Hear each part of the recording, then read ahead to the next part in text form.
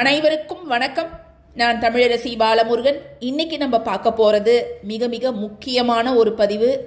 சனிக்கிழமை அன்னைக்கு நீங்கள் இதை பார்த்துட்டு இருக்கிறீங்கன்னா நிச்சயமாக உங்களுக்கு நேரம் நன்றாக இருக்கிறது அப்படின்னு தாங்க அர்த்தம். ஏன்னு கேட்டிங்கன்னா, இப்போ நம்ம பார்க்கக்கூடிய ஒரு சிறப்பான வழிபாடு சனிக்கிழமை அன்று இரவு நீங்கள் செய்ய வேண்டிய ஒரு வழிபாடு. சனிக்கிழமை இரவு ஒரு 8 மணிக்கு மேலே நீங்கள் இதை செய்யலாம். அதாவது இதை ஒவ்வொரு சனிக்கிழமையும் செய்யணுமா அப்படின்னு கேட்டிங்கன்னா அப்படியெல்லாம் கிடையாதுங்க. இதை நீங்கள் ஒரு 6 மாதத்திற்கு ஒரு முறை இதை நீங்கள் செஞ்சீங்கனாலே போதும். உங்களுடைய வாழ்க்கையில் நீங்கள் பட்டுட்டு இருக்கக்கூடிய அனைத்து விதமான துன்பங்களுக்கும் ஒரு முற்றுப்புள்ளி வைக்கப்படும். இது யாருக்காக நம்ம இதை செய்யறோம் அப்படின்னு கேட்டிங்கன்னா, சனிக்கிழமை அப்படிங்கிறது சனி பகவானின் ஆதிக்கத்தின் கீழ் உள்ள ஒரு நாள். அதனால் அவருடைய தாக்குதலில் இருந்து நாம் தப்பிக்க இந்த ஒரு விஷயத்தை நம்ம சனிக்கிழமை இரவு செய்யலாம்.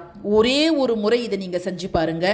நிச்சயமாக நல்ல பலன் அதற்கு அடுத்து வரக்கூடிய நாட்கள்ல இருந்து அடுத்து வரக்கூடிய நாட்கள்னு கிடையாது, நீங்கள் அடுத்த நாளே, அதாவது ஞாயிற்றுக்கிழமை முதல்ல இருந்தே ஒரு நல்ல முன்னேற்றத்தை உங்கள் வாழ்க்கையில் அனைத்து விதத்திலும் உங்களால் உணர முடியும். அதாவது வீட்டில் மகிழ்ச்சி நிலவும், பொருளாதாரம் முன்னேற்றம் இருக்கும், பணம் சீராக நம்ம கைகளில் இருக்கும், வீண் சண்டை சச்சரவுகள் நம்ம வீட்டில் வராது. அதை மாதிரி பல வகையிலும் உங்களுடைய வாழ்க்கை முன்னேற்றம் அடையும். சில பேரெல்லாம் எப்பொழுதும் நான் கஷ்டப்பட்டுக்கிட்டே தான் இருக்கிறேன், நான் நினைவு தெரிஞ்ச நாள்லேருந்து எனக்கு கஷ்டத்தை தவிர வேற எதுவுமே கிடையாது, முன்னேற்றம் அப்படிங்கிறதே என்னுடைய வாழ்க்கையில் இல்லை, நானும் எவ்வளவோ வழிபாடுகள் எல்லாமே செஞ்சு பார்த்துட்டேன், ஆனால் எனக்கு முன்னேற்றமே எனக்கு சுத்தமாக இல்லை அப்படின்னு நிறைய பேர் நினைப்பாங்க. அவங்கெல்லாம் ஒரே ஒரு முறை இந்த ஒரு எளிய வழிபாட்டை நீங்கள் செய்து பார்க்கலாங்க. இது ஆண்களும் செய்யலாம், பெண்களும் செய்யலாம். ஆண்கள் பெண்கள் அசைவம் அன்னைக்கு சாப்பிட்ருக்குறோம் அப்படின்னா கூட பரவாயில்ல. ஆனால் பெண்கள் மாதவிடாய் காலத்தில் மட்டும் இதை நீங்கள் செய்யக்கூடாது. மற்றபடி பிறப்பு இறப்பு தீட்டுலாம் இருக்குது அப்படின்னா நீங்கள் தாராளமாக செய்யலாம்.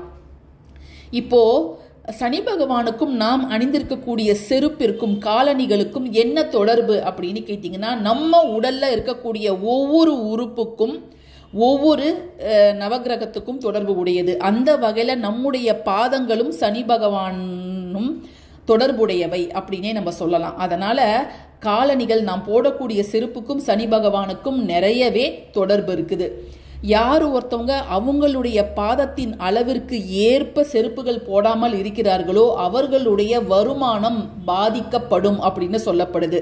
அதாவது ரொம்ப சின்னதான செருப்பு, அவங்களுடைய பாத அளவிலிருந்து ரொம்ப சின்னதாக இறுக்கமாக இருந்தாலும் சரி, அல்லது அதை விட ரொம்ப பெருசாக லூஸாக இருக்குது எனக்கு செருப்பு அப்படின்னாலும் சரி, அப்படி நீங்கள் அணிஞ்சிட்டு இருந்தீங்கன்னா நிச்சயமாக உங்களுடைய வருமானம் பாதிக்கும், பணம் வீட்டில் தங்காது அப்படின்னு சொல்லப்படுது.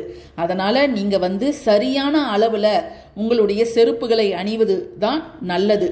இன்னும் சில பேர் செருப்பு ரொம்ப தேஞ்சு போயிருக்கும், தேஞ்சு போய் அதில் ஓட்டெல்லாம் கூட விழுந்திருக்கும், ரொம்ப தக்கையாக இருக்கும், அந்த செருப்பெல்லாம் அணிஞ்சிட்டு இருப்பாங்க. அப்படி நீங்கள் அணியும் பொழுது உங்களுடைய வீட்டில் தேவையில்லாத பொருட்செலவு, வீண் வாக்குவாதம், கணவன் மனைவிக்கிடையே சண்டை சச்சரவுகள் இவையெல்லாம் ஏற்படும் அப்படின்னு சொல்லப்பட்டிருக்கு. ஏன்னா நவகிரகத்தில் நம்ம யாருக்கு பயப்படுறோமோ இல்லையோ, சனி பகவானுக்கு நிச்சயமாக பயப்படுவோம். அவர் நீதிக்கு அரசர் அப்படின்னு அழைக்கப்படுறாங்க.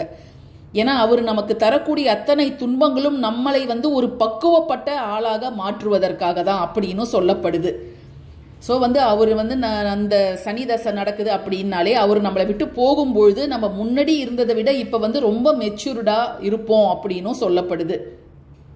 ஸோ அதனால் முக்காவாசி பிரச்சனைகள், இப்போ ஒரு தொழில் செய்கிறீங்க, அந்த தொழில் ரொம்ப மந்தமாக இருக்குது, ஒன்றும் ஒரு முன்னேற்றமே இல்லை, லாபம் அப்படிங்கிறதே ரொம்ப கஷ்டமாக இருக்குது, யாருமே கஸ்டமர்ஸே வரமாட்டேங்கிறாங்க, ரொம்ப டல்லாக இருக்குது என்னுடைய தொழில், அல்லது வேலைக்கு போன இடத்துல உங்களுக்கான அங்கீகாரமே இல்லை, வீண் கெட்ட பெயர் அவமானம் தான் எனக்கு சேருது அப்படின்னு நினைக்கிறவங்க, அடிக்கடி பொருள் தொலைஞ்சு போகிறது, அடிக்கடி ஆக்சிடென்ட் ஆகிறது, இதை மாதிரி எல்லாம் சனி பகவானோட தாக்கத்தை நம்ம அனுபவிச்சுக்கிட்டு இருக்கும் பொழுது இந்த ஒரு விஷயத்தை ஒரே ஒரு சனிக்கிழமை நீங்கள் செஞ்சு பாருங்க. அதாவது என்ன செய்யணும் அப்படின்னு பார்த்தீங்கன்னா, சனிக்கிழமை இரவு 8 மணிக்கு மேலே உங்கள் வீட்டிலேருந்து ஒரு நடக்கிற தூரமோ ஏதாவது ஒரு ஆள் அரவம் இல்லாத ஒரு இடத்துக்கு நீங்கள் போயிடுங்க. சைலண்ட்டாக இருக்கணும். நீங்கள் 9 மணிக்கும் செய்யலாம், 10 மணிக்கும் செய்யலாம், 11 மணிக்கும் செய்யலாங்க. நீங்க செய்ய வேண்டியதெல்லாம் உங்க வீட்டில இருந்து புறப்படும் பொழுது நீங்க தினம்தோறும் பயன்படுத்தக்கூடிய செருப்பை அணிந்து கொண்டு நீங்க அந்த இடத்துக்கு போங்க. அது வந்து நீங்க நடந்து போகலாம், அல்லது 2 வீலர்ல போகலாம், அல்லது கார்ல போகலாம். அது உங்களுடைய சௌகரியம்.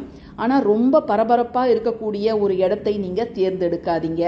அங்க போனதுக்கு அப்புறம் ஏதாவது மரம் அங்க இருந்துச்சுன்னா அதற்கு அடியில நீங்க போட்டுட்டு போன செருப்பை அந்த மரத்துக்கு அடியில விட்டுட்டு திரும்பி பார்க்காம நீங்க நடந்து வெறும் காலோட வந்துருங்க. நீங்க திரும்ப வரும்போது நடந்து வரலாம், அல்லது போன வண்டியிலே நீங்க திரும்பி வரலாம். ஆனா திரும்பி வரும்போது நீங்க வெறும் காலோட தான் வரணும். இன்னொரு ஸ்பேர் செருப்பு நான் கையில் எடுத்துகிட்டு போகிறேன், அதை போட்டுக்கிட்டு நடந்து வந்துடுறேன் அப்படின்னு நீங்கள் பண்ணக்கூடாது. அப்படி செய்வதில் எந்தவித பிரயோஜனமும் இல்லை. அப்படி வீட்டுக்கு வந்ததுக்கப்புறம் நீங்கள் கை கால்லாம் கழுவிட்டு குளிக்கிறது நல்லது. இல்லை எனக்கு அந்த நேரத்தில் குளிப்பது சரி வராது அப்படிங்கிறவங்க ஜஸ்ட்டு தலையில் வந்து நீங்கள் 3 முறை தண்ணீர் மட்டும் நீங்கள் தெளிச்சுக்கிட்டு நீங்கள் வந்து படுக்க போயிடலாம். இப்படி மட்டும் நீங்கள் செஞ்சு பார்த்தீங்கன்னா இத்தனை நாள் உங்களுடைய அனைத்து ஆற்றல்களையும் பகிர்ந்த அந்த செருப்பு, அது கெட்டதாக இருந்தாலும் சரி, ஏன்னா நிறைய பேர் கஷ்டத்தை அனுபவிக்கிறவங்க அந்த செருப்புலேயும் அந்த ஆற்றல் தான் இருக்கும். அதை வந்து நீங்கள் எப்போ கழட்டி விட்டுட்டு நீங்கள் வரீங்களோ அப்பையிலேருந்தே உங்களுக்கு வந்து ஒரு முன்னேற்ற காலம், நல்ல காலம் பிறந்துடுச்சு அப்படின்னு தான் அர்த்தம். இன்னும் நிறைய பேர் என்ன செய்வாங்க, இப்போ நீங்கள் செருப்பு வந்து ரொம்ப தேஞ்சிடுச்சு, இதை வந்து நீங்கள் மாற்ற போகிறீங்க அப்படின்னா நீங்கள் வந்து ஜஸ்ட்டு தூக்கி போடுறதுக்கு பதிலாக இதை மாதிரி ஒரு இடத்துக்கு நடந்து போய் அதை ஒரு மரத்துக்கு கீழே விட்டுட்டு திரும்பி பார்க்காம நீங்கள் வந்துட்டா அப்போ கூட நீங்கள் வந்து ஒரு புது மனிதராக பிறப்பெடுத்த மாதிரி நீங்கள் வந்து ஃபீல் பண்ணுவீங்க. அவ்வளோ ஆற்றல் வந்து உங்களுக்கு நல்லதாக இருக்கும். உங்களிடம் இருந்த கெட்டவைகள் எல்லாம் அந்த செருப்போடு போயிடும். அதனால தான் நிறைய பேர் கோவிலில் செருப்பு தொலைஞ்சு போச்சு அப்படின்னா நீங்கள் கவலையே படாதீங்க, சந்தோஷப்படுங்க. அந்த செருப்பு தொலைஞ்சது உங்களுக்கு வந்த கெட்ட நேரம்லாம் முடிஞ்சிடுச்சு, அதனால் நீங்கள் புது செருப்பு வாங்கிக்கோங்க அப்படின்னும் சொல்லுவாங்க. ஸோ அதனால் சனிக்கிழமை நீங்கள் இதை மட்டும் ஒரு முறை செஞ்சு பாருங்கள். இன்றைக்கி செய்யலாமா அப்படின்னு கேட்டிங்கன்னா இன்றைக்கே கூட செய்யலாம். இதை வந்து வளர்பிறை சனியில் தான் செய்யணும், தேய்பிறை சனியில் தான் செய்யணும் அப்படின்னு எந்த வித கட்டுப்பாடுகளும் கிடையவே கிடையாது. அதுபோல் நீங்கள் வீட்டுக்கு வெளியில் செருப்பை விடும் பொழுதும் அதை வந்து நீங்கள் அழகாக தான் விடணும். அதாவது ஒரு செருப்பு அங்கே ஒரு செருப்பு இங்கே அப்படின்லாம் வந்து விடக்கூடாது. அதையும் நீங்கள் கவனித்து கொள்ளுங்கள். இன்னொரு முக்கியமான குறிப்பு என்ன அப்படின்னு பார்த்தீங்கன்னா, நீங்கள் பிறந்த நாளில் இப்போ ஒருத்தவங்க திங்கக்கிழமை பிறந்திருக்கிறாங்கன்னா அந்த திங்கக்கிழமையில் வந்து நீங்கள் செருப்பு போய் வாங்கக்கூடாது. அது ரொம்ப முக்கியம். அதற்கு முன்னாடி நாள் ஞாயிற்றுக்கிழமை போய் நீங்கள் வாங்கலாம். ஒவ்வொருத்தரும் ஒவ்வொரு நாளில் பிறந்திருப்பாங்க. அந்த குறிப்பிட்ட நாளில் நீங்கள் செருப்பை வாங்காதீங்க. அது வந்து ரொம்ப ரொம்ப முக்கியம். அதே மாதிரி நீங்கள் செருப்பு தானம், நிறைய பேருக்கு நீங்கள் சனிக்கிழமையில் செருப்பு தானம் செய்வது அப்படிங்கிறது நல்லது.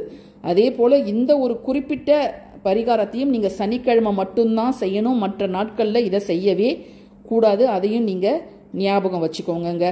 இப்போ நான் இந்த பதிவில் நம்ம சொன்னது உங்களுக்கு பயனுள்ளதாக இருந்துச்சுன்னா கட்டாயமாக லைக் பண்ணுங்கள், ஷேர் பண்ணுங்கள், நம்ம சேனலுக்கு சப்ஸ்கிரைப் பண்ணுங்கள். தேங்க்யூ ஃபார் வாட்சிங் திஸ் வீடியோ. நன்றி.